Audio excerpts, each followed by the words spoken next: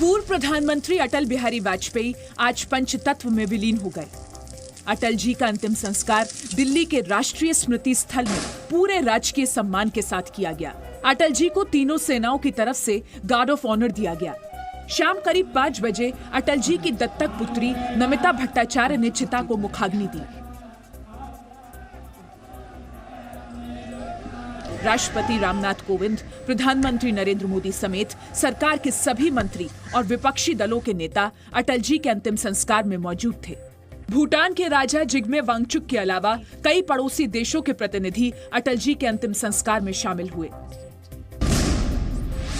अटल बिहारी वाजपेयी की अंतिम यात्रा दोपहर करीब 2 बजे बीजेपी मुख्यालय से राष्ट्रीय स्मृति स्थल के लिए निकली। अंतिम यात्रा में प्रधानमंत्री नरेंद्र मोदी और बीजेपी अध्यक्ष अमित शाह भी शामिल हुए और करीब 5 किलोमीटर तक अटल जी के पार्थिव शरीर के साथ पैदल चलते हुए स्मृति स्थल पहुंचे। अटल जी की अंतिम यात्रा में सड़कों पर जन सैलाब उतर आया। करीब 5 किलोमीटर लंबी अंतिम यात्रा में हर तरफ लोगों का हुजूम दिखाई पड़ा। अंतिम यात्रा के दौरान अटल अमर रहे के नारे गूंजते रहे।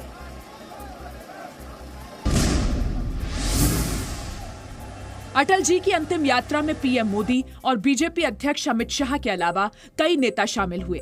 राष्ट्रपति रामनाथ कोविंद, उपराष्ट्रपति वेंकैया नायडू, रक्षा मंत्री निर्मला सीतारमण, लोकसभा स्पीकर सुमित्रा महाजन के अलावा पूर्व प्रधानमंत्री मनमोहन सिंह, कांग्रेस अध्यक्ष राहुल गांधी ने भी अटल जी को श्रद्धांजलि दी। अटल जी के अंतिम संस्कार से पहले स्मृति स्थल पर सेना के तीनों अंगों के प्रमुखों ने सलामी दी।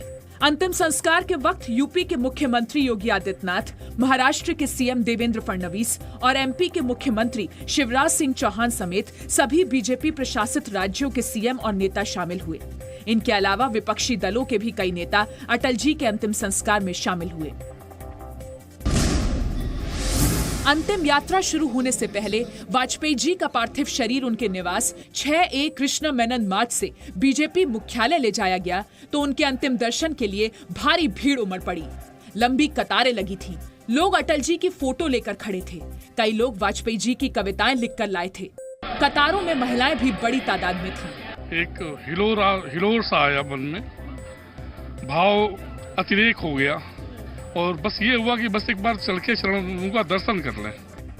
तेज धूप थी लेकिन भीड़ बढ़ती जा रही थी। जब लोगों को लगा कि अंतिम दर्शन नहीं कर पाएंगे तो उन्होंने बीजेपी दफ्तर के गेट पर चढ़ना शुरू कर दिया। भीड़ की वजह से बीजेपी मुख्यालय से अटल जी की अंतिम यात्रा 1 घंटे की देरी से शुरू हुई। पाकिस्तान के अखबार द डॉन ने लिखा, वाजपेयी जो पाकिस्तान के साथ शांति चाहते थे नहीं रहे। वॉशिंगटन पोस्ट ने लिखा, भारत को न्यूक्लियर पावर बनाने वाले वाजपेयी नहीं रहे। न्यूयॉर्क टाइम्स ने लिखा, परमाणु परीक्षण से दुनिया को स्तब्ध करने वाले अटल नहीं रहे। और CNN ने खबर चलाई, वो नेता नहीं रहा जो कभी दुनिया के दबाव में नहीं आया। पूर्व पीएम अटल बिहारी वाजपेयी की अस्थियां उत्तर प्रदेश की हर प्रमुख नदी में विसर्जित की जाएंगी। उनकी अस्थियां आगरा में यमुना, इटावा में चंबल, इलाहाबाद में गंगा, यमुना और टोंस नदी, वाराणसी में गंगा और वरुणा नदी में, लखनऊ में गोमती, आजमगढ़ और गोरखपुर में घाघरा, राप्ती, रोहिन और कुआनो और कानपुर में गंगा नदी में विसर्जित की जाएंगी। वहीं सहारनपुर में हिंडन नदी में भी उनकी अस्थियों का विसर्जन होगा। इससे पहले कल यूपी के सीएम योगी आदित्यनाथ ने कहा था कि उनकी सरकार अटल जी का स्मारक बनवाकर उनकी स्मृतियों को संजोएगी। प्रधानमंत्री नरेंद्र मोदी केरल के हालात का जायजा लेने के लिए त्रिवेंद्रम रवाना हो गए हैं। केरल इस वक्त पिछले 100 साल की सबसे भयानक बाढ़ से जूझ रहा है। बाढ़ की वजह से केरल को हजारों करोड़ का नुकसान हुआ है। बाढ़ की वजह से 324 से ज्यादा लोगों की मौत हो चुकी है। राज्य में 2.25 लाख से ज्यादा बेघर और विस्थापित लोग राहत शिविरों में हैं। केरल में राहत और बचाव अभियान में सेना, वायुसेना, नौसेना, तटरक्षक दल और NDRF की 52 टीमें लगी हुई हैं। वहीं मौसम विभाग ने राज्य के 14 में से 13 जिलों में फिर भारी बारिश का रेड अलर्ट जारी कर दिया है।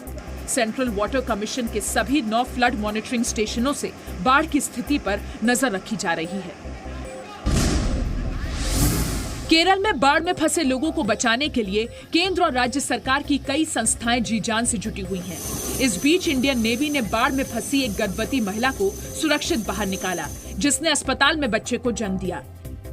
इंडियन नेवी ने एक वीडियो पोस्ट किया है जिसमें हेलीकॉप्टर की मदद से महिला को रेस्क्यू करते दिखाया गया है। महिला की मदद के लिए एक डॉक्टर को भी नीचे भेजा गया। रेस्क्यू टीम ने रस्सी के सहारे महिला को ऊपर पहुंचाया और अस्पताल में भर्ती कराया। केरल के अलावा दक्षिण के कर्नाटक में भी बारिश और लैंडस्लाइड से हालात खराब बने हुए हैं।